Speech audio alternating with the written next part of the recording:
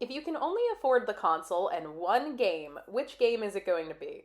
It's a really big decision. Money is tight right now, and if you're treating yourself or getting this as a big birthday gift, maybe, you want to make sure that that treat can carry you for at least a little while. Growing up as a lower middle class kid, if you got a new system for Christmas, you were getting one game to go with it.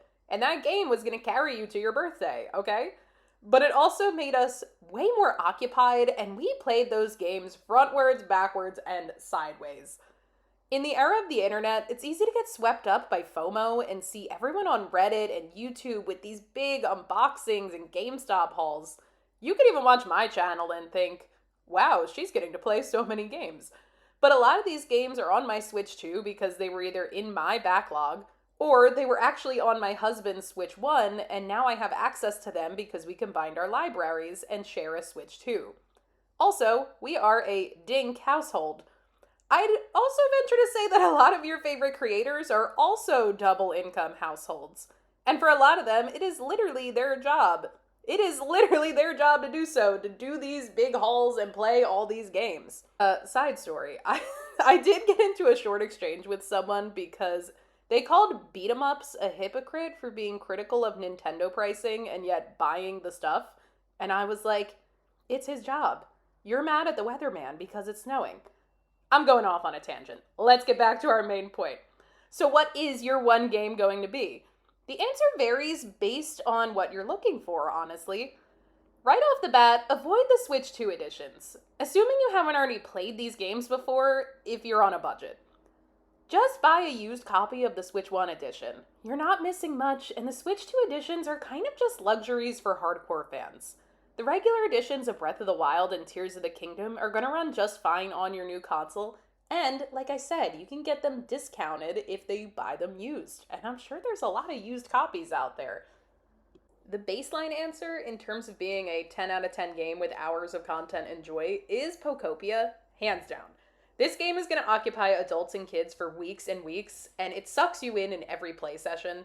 But Pokopia doesn't have any action and only has a loose story, so I think for many people, while this is a must-play, this might not be the right answer for them as their first and maybe only game for a while. If you want action, Resident Evil Requiem, I think, is the answer for you. Don't write this one off as just a horror game. Even if you aren't into horror, I think this game does a good job of being thrilling, but not relying on you being scared. There are parts of the game that are stealthy, actiony, and puzzly. The shooting is very fun. It looks beautiful and the story is great.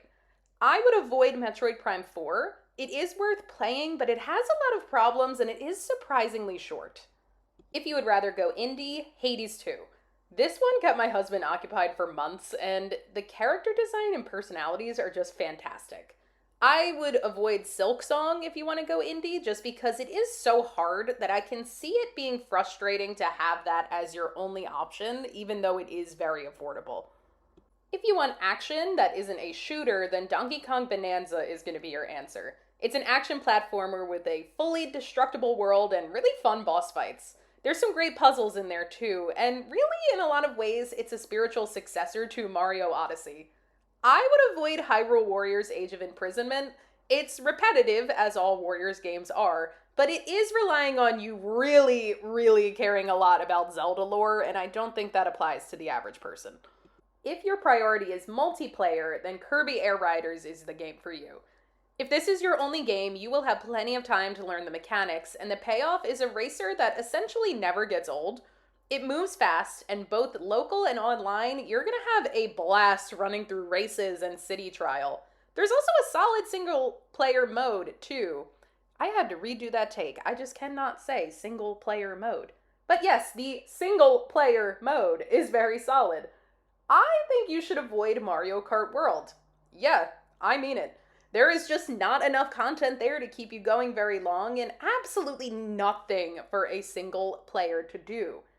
If you want to have a Mario Kart on your console and you are on a budget, just get a used copy of Mario Kart 8.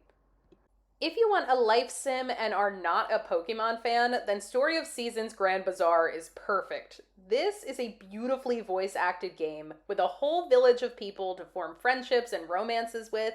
The farming elements are tight, it's brimming with cutscenes, even for characters that you aren't romancing. Sometimes the cutscenes are just a little slice of life. This was the first Switch 2 game that had me glued to it for hours and hours in those early days of having a small library. I would avoid Tomodachi Life. I know a lot of people are going to have fun with it, but judging by the demo, it's more of a silly novelty than something you can really seek your teeth into as your only game. I definitely said seek your teeth into, but you get my point. Tomodachi Life fans, please have mercy on me in the comments. I know you love this game. And I know you are very passionate about it, but this video is for people that are only going to have one game for a little while. And listen, like I said before, Tomodachi Life's got shooters, okay? Those fans are passionate. Listen, Tomodachi Life fans, I already got my karma because I just realized this entire time I've been recording this video, my mic was not actually on, and I was recording on my laptop internal microphone. So if you've stuck around this long with that kind of mid audio quality, thank you. I love you. And if you think that what I said about your favorite game was not deserved, the universe gave me some karma, so you don't have to. If you are a fan of traditional Pokemon and you think you'll miss the catching and battling elements if you only have Pokopia, I'm actually going to steer you away from Legends ZA. Don't get me wrong, I love that game. I had so much fun with it. But I think your best move is actually to still get Pokopia and then find the $20 for Fire Red. It really holds up, and assuming that you're on a budget, I think it's going to scratch that itch for less than half of the price. I'm going to let my comment section decide for the open world answer. And my reasoning for that is that I just have not been overly pleased with the open world games that I've tried on Switch 2. So upon launch, my husband's pick was to get Cyberpunk, and my pick was to get Hogwarts Legacy. If I had known some of the things that I do now about how the money from Hogwarts Legacy was being spent, I would not have made that my pick. But even if that issue doesn't matter to you that much, the game struggled to make me want to come back to it the second I had other options. That other option being Grand Bazaar. Like, I never went back to Hogwarts Legacy once Grand Bazaar was on my Switch. And once DK Bonanza came out, my husband really didn't look back on Cyberpunk either. Both of us found that these two, while we didn't have anything overwhelmingly negative to say about the games, we didn't have the most positive feelings either. So I would save your money and maybe peek at my comments and see what people are suggesting. Let me de-influence you on some of these accessories for a second too.